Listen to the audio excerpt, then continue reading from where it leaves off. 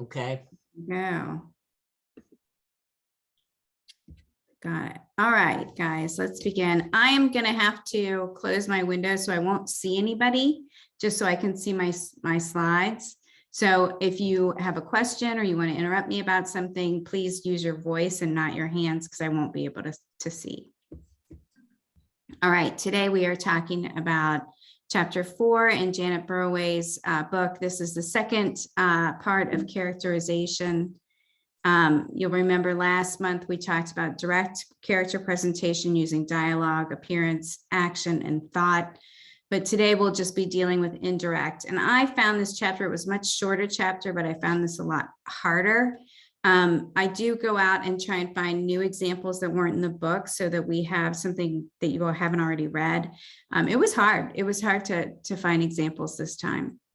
So there's basically two ways that she talks about indirect character presentation. One is authorial interpretation, and one is interpretation by another character. Interpretation by another character was very easy to find. But essentially when an author is interpreting, they're telling. So this is kind of summarizing something, a character's background, their motives, their values, their virtues. And there are some positives. You can cover a broad expanse of time or information in a very short period. So in a paragraph or two paragraphs, you can cover a lot.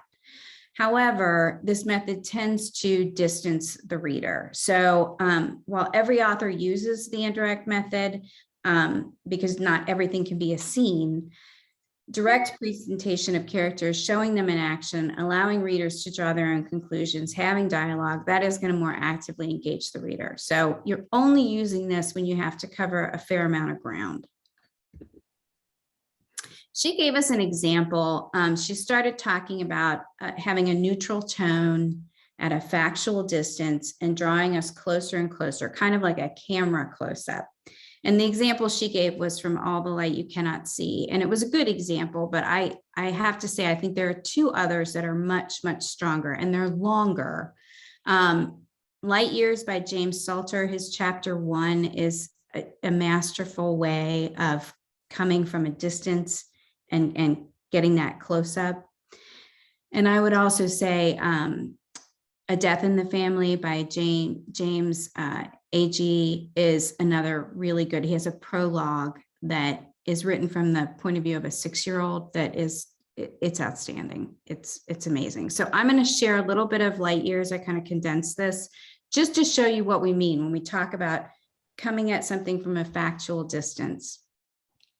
We dash the black river, its flats smooth as stone, not a ship, not a dinghy, not one cry of white. The water lies broken, cracked from the wind. This great estuary is wide, endless. The river is brackish, blue with the cold. It passes beneath us, blurring. The deeps fall behind. The bottom is paling the surface. We rush by the shallows, boats beached for winter, desolate piers. And on wings like gulls, soar up, turn, look back. I'm sorry, did you have something? I just sneezed, sorry. Okay. Along the banks, there are houses of stone, no longer fashionable, and wooded houses, drafty and bare. A house by the river too low for the afternoon sun. It was flooded instead with the light of morning, with the eastern light. It was a glory at noon. There are spots where the paint has turned dark, bare spots. The gravel paths are dissolving. Birds nest in the shed. A car comes up the driveway, back from the city.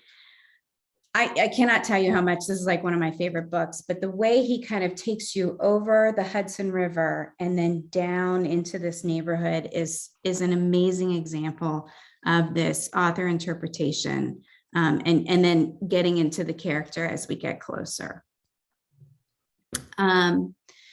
So in this case, the author is summarizing, but that voice that they're using can be half in the mind of the narrated character, giving us more than just facts.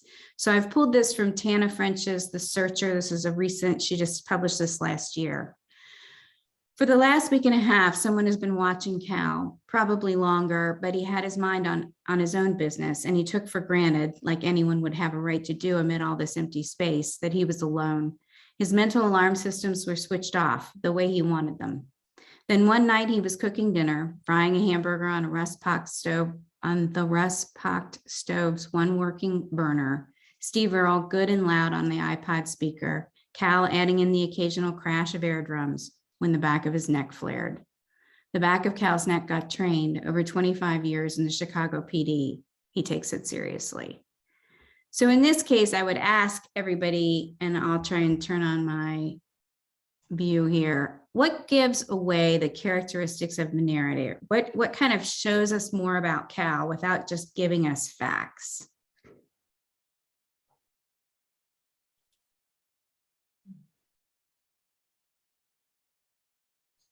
Well, I think the thing that is really important is the fact that, the back of Cal's neck got trained over 25 years in the Chicago PD. Tells you tons about him. Yeah. At least tells me. I don't know about, but it tells a lot about his background, his possible education, what he does for a living, what he maybe isn't doing right now for a living. Yeah. But yeah.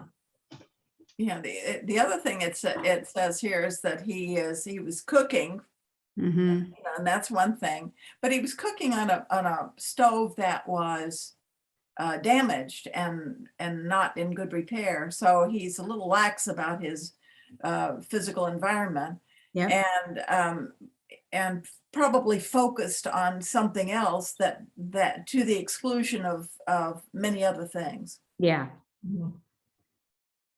Yeah, it kind of says it like he maybe is in a cabin somewhere because he's got an iPod. So he's obviously, technically up to date, but he's cooking on this weird little rusty stove. Yeah, the iPod, I think, is a great clue of what time we're in, what time span we're in with just that one phrase. And even a little bit about his personality, what kind of music he likes, and that he's doing these crash of air drums. He obviously likes music, he gets into it. So you learn a ton, I think, in this one paragraph.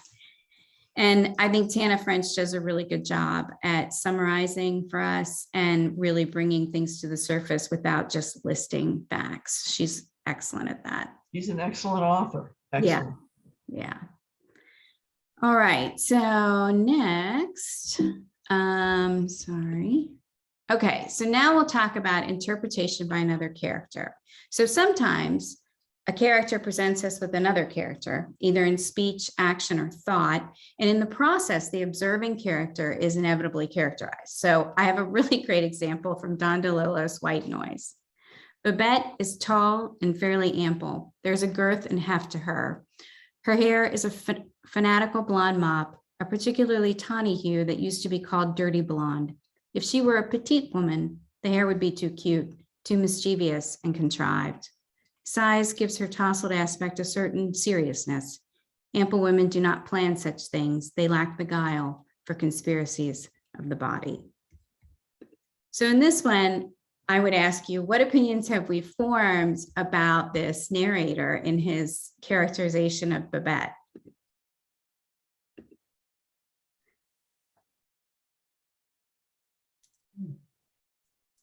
Well, he's assessing her character. He calls her hair that would be too cute, too mischievous and contrived. And then he talks about her size. So she's ample. He calls her ample, tousled. She's a little messy, she's a big woman. Well, he sounds like someone who's been taken in by those young, guileful women and has an attitude about it. Yeah, exactly. He does. He's actually talking about his third wife, who he adores. And his other two wives were, this petite or very manipulative. So, I think we understand. And I would also say his assessment is a little shallow on women. Yeah. That would be one of my takeaways. Yes, I agree. Elaine, you're on mute. Sorry. I was going to say it's why he has 3 wives. That's Good right. thought. Good point. That is a good point. That is a good point. All right, keep going. All right, so then she went into talking about conflict between methods of presentation. So we can create dramatic tension using conflicting methods. So sometimes we're using direct, which is like appearance, action, dialogue, and thought. And then you can create tension by using both direct and indirect. So in essence, you're summarizing a character in a way that conflicts with their appearance or their actions or speech or internal dialogue. So this kind of abrupt disconnect is often what keeps characters from being typical or flat. It makes them whole characters. It makes them real. So this was a very hard example to find, but and I'm going to read it to you in 2 sections. Nobody notified the authorities until the next morning after Kiki Pugh's housekeeper found her bed untouched, the cat unfed. Meanwhile, at Lipid House, the supervisor of the grounds crew was instructing his workers to mow carefully around the small purse, martini glass, and the tiny broken pill on the grass. The chief caretaker met the police at the gate and escorted them to the scene. It appeared to the officers that Mrs. Fitzsimmons had consumed half the tablet and either decided to have a swim or accidentally toppled into the pond. So this feels kind of serious. And then the caretaker opens his mouth and says, "Can you drag it ASAP? We've got another event tonight." Oh, So this, Carl Hyacin. Oh, God. Oh, yeah. Carl. That's a great book. If you haven't read it, it is one of the funniest books I've ever read. I almost peed myself one night at the end. Yeah.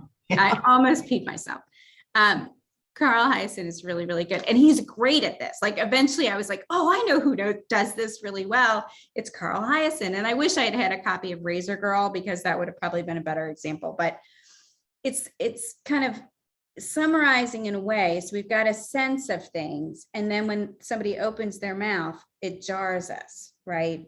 Mhm.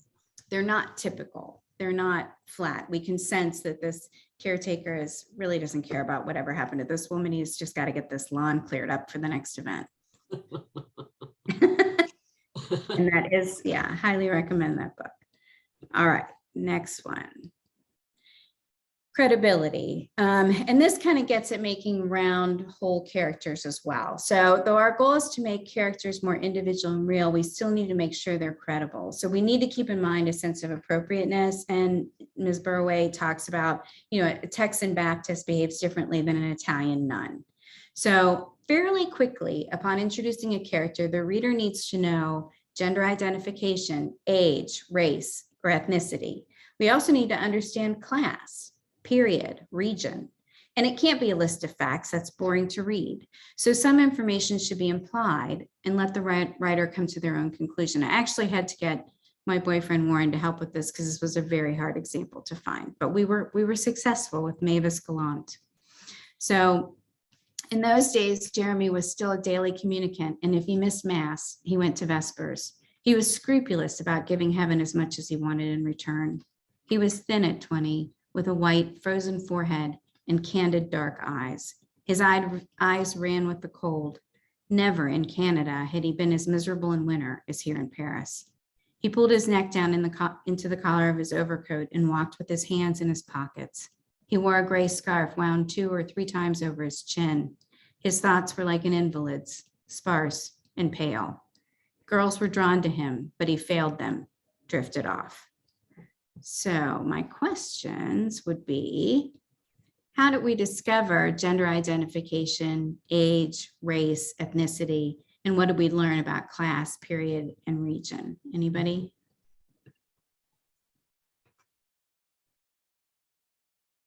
The author tells us it's a male.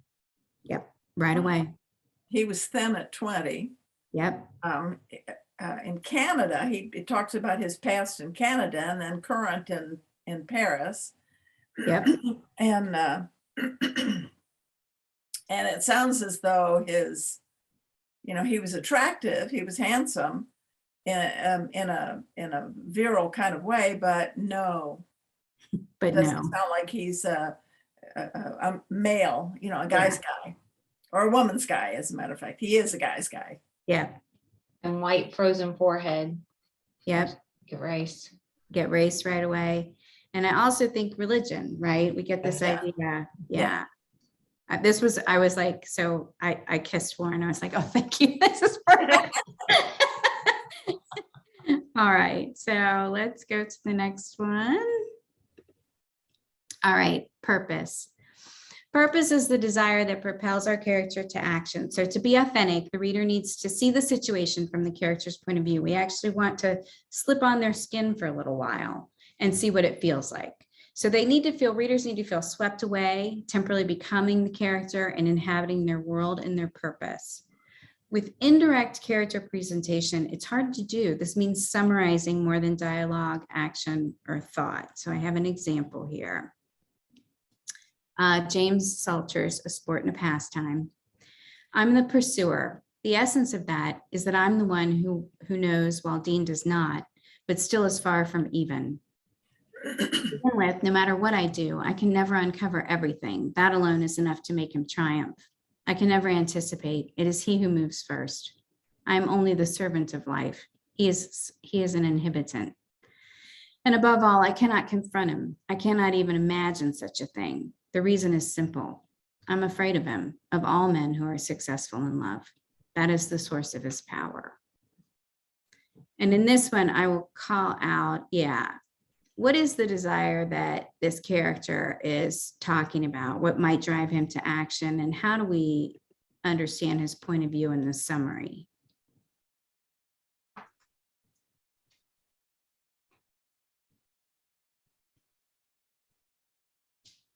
Well, he's obviously not successful in love because he's afraid of someone who has that power that they are successful in love.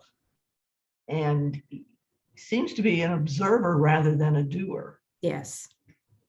Very passive. Are you talking about the speaker or who the speaker is looking at? I'm talking about the narrator. And he says, I am the pursuer. So he's pursuing something. And then we have to kind of read further to see what it is that he's pursuing. And we have to infer because it doesn't tell us outright. And I do think it is that line, I'm afraid of him, of all men who are successful in love.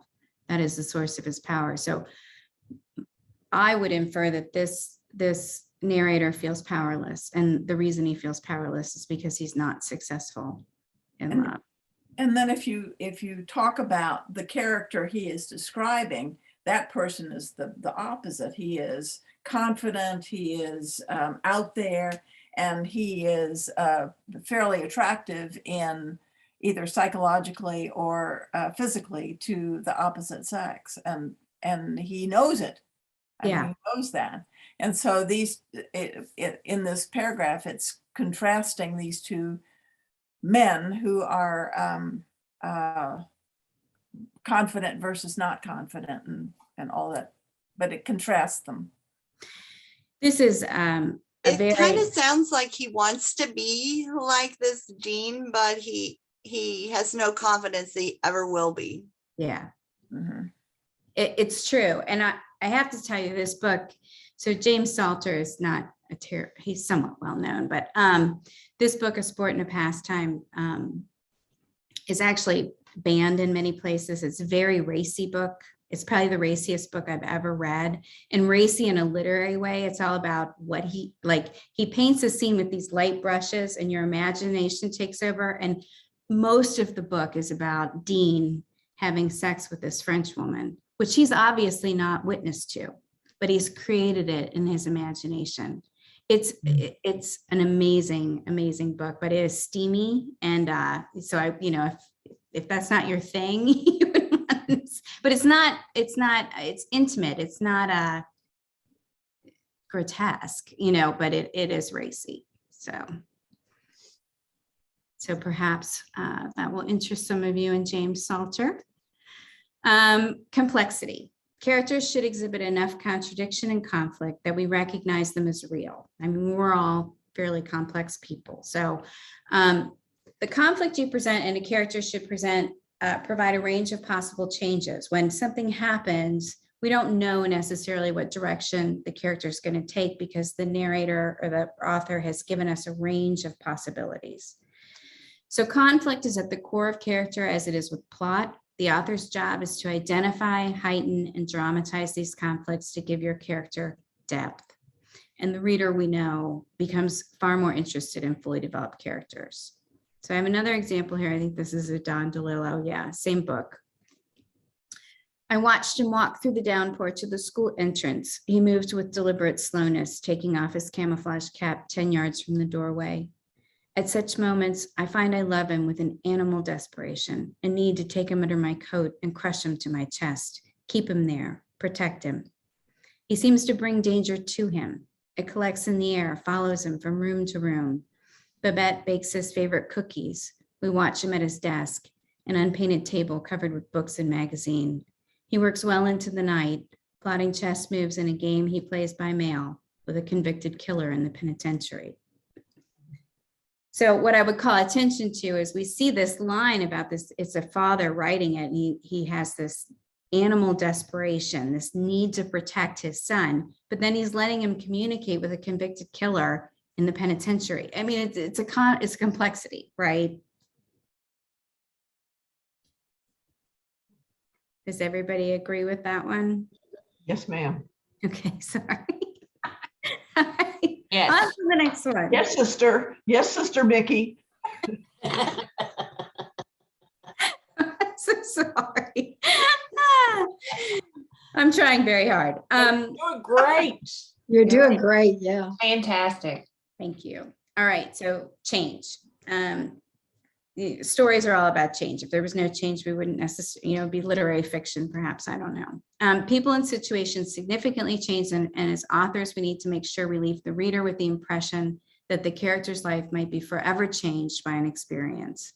The character will likely go through a defining moment where a decision changes something, the direction of their life, their relationship, what they used to believe in.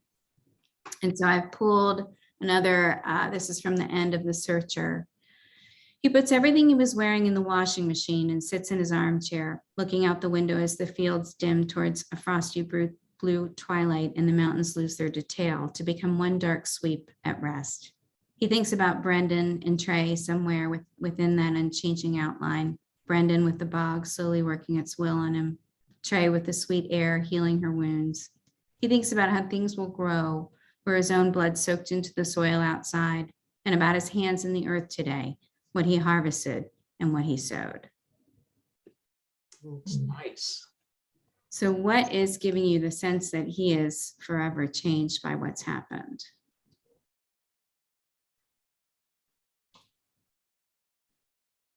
Well, he's thinking about the future, how things will grow where his own blood soaked the soil outside and his hands in the earth today. And he harvested what he sowed. So he's, Brendan and Trey are here, and then now he's moving forward, but he's going to be changed because his blood has just soaked the soil outside. I really don't. I mean, it seems like Brendan is dead. Yep. And Trey was wounded. Yes. Okay. And he was wounded. Mhm. I don't get the indication of whether he actually, I mean, it seems like he was the one who killed Brendan and wounded Trey. Mhm. That's the But- sense I got. And that Or he's somebody harvesting what wounded he Trey. sowed. He's got to live with what he's done. Yeah, Yeah. and basically Trey fought back. It seems like Trey fought back, and now he's wounded. And so, yes, what you're saying about harvesting what he sowed, that now he's going to have to take responsibility for the killing that he has been involved with. There's also the fact that the scene and locale, it's the end of the day. Mhm. Light is Mhm. Very good. less shadows Yeah. remain. Yeah. It's And his very need to tender. wash his clothes, that kind of says he's got to get past some point of what's happened and Yeah. deal with what's left. Yes. Yeah. And I will say, I'm not giving anything away here because he actually did not kill Brendan. But there was something that he was involved in that this affected him and it affected Trey. So, so please still read The Searcher. It's very good. It's very, very good. It's probably her best book. Okay, so no example here. She just talked about reinventing character. We also often follow the advice to write what you know. So authors frequently create characters based on someone familiar, even themselves. In this case, it's advisable to put a twist. So if you're writing about a woman you know, maybe make it a man. Or if the person is very tall, maybe make them exponentially short. Change something that makes you change the way you write about the character and the way the person talks and the way the person goes through their action. Sometimes it's the opposite. We're writing about something unfamiliar. When you're struggling, you want to try and find some common ground. She talked about she was struggling to write about a man, but then she realized as she was sitting at her desk that the man was probably also sitting at his desk trying to get some work done. And that was enough to get her started. So, you know, maybe you're writing about a teenager, they live in a different country, but maybe you can think about, oh, maybe they love dogs as much as I do. And that gives you a place to begin. All right, her last part was creating a group or a crowd. And she had a really good example in here. When writing about a group or crowd, start with a wide angle. So just like we did at the beginning, kind of start far away and we zero in almost like a camera angle. And this was her example. Friends, admirers, acquaintances, and the merely curious line up to sit at the great man's bedside. They fill the hospital foyer, conversing in undertones, a cigarette or a sandwich, or a newspaper in hand, or a book by Guy Debord, or Milan Kundera, or a Milan Kundera novel. So very specific at the end, not just a book. You know, we see this scene and then we see a cigarette and we see a sandwich or a newspaper, and then all of a sudden we're able to see the author of the book. And I've never thought about creating a group or a crowd, so I found this very helpful. It's not something I'd ever considered, and it's such an easy trick, right? You can come overhead and then just get really specific. She talks a lot about writing in a character journal, and that you may never use any of this information, but it can certainly help you with your character as they navigate whatever happens in the story. I have never done this, so I'm curious. I'm an unpublished author. I'm working on my first book. Have you guys written a character journal, and has it helped? I used to. We always do. Yeah. You do? When I first write, what I do is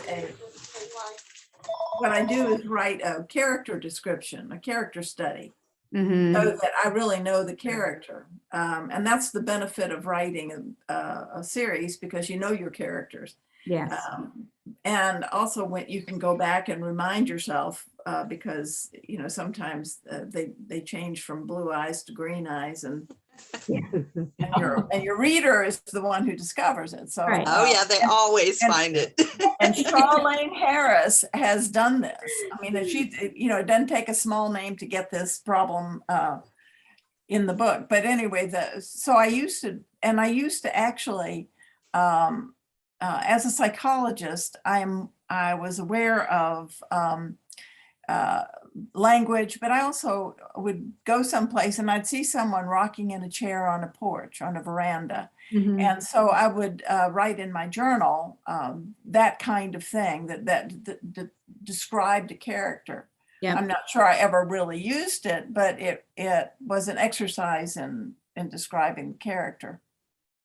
Anybody I think else? that the journal actually helps you to, I mean, I always do it and I find it extremely helpful. And especially like Lorena said, when she's talking about writing a series, to me, 90% of what I put in there doesn't ever really come out in words on the page, but it helps me to determine how that character reacts and acts in certain situations, what they think, what they feel, what are they going to hone in on that in the sounds around them? What are they going to pick up? How are they going to move?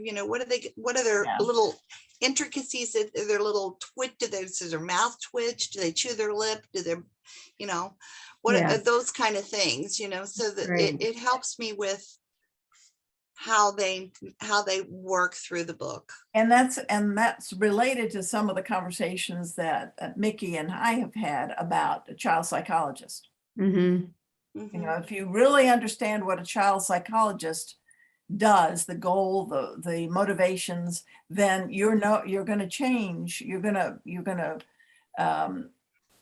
to describe it in a detailed way that will bring that character to life. Yeah. Mhm.